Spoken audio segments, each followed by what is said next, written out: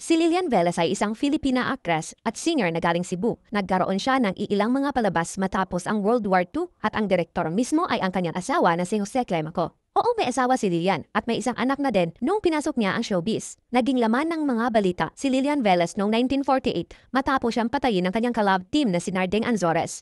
Noong June 26, 1948, pumunta si Narding sa bahay ni Lilian at sinaksak si Lilian pati na rin ang kasambahay na kasama ni Lilian sa bahay.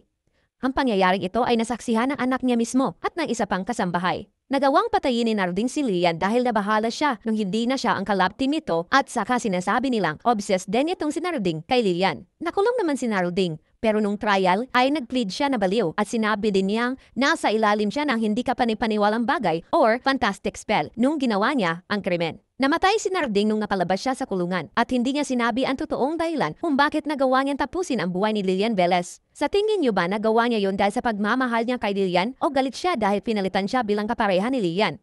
Share your thoughts about this.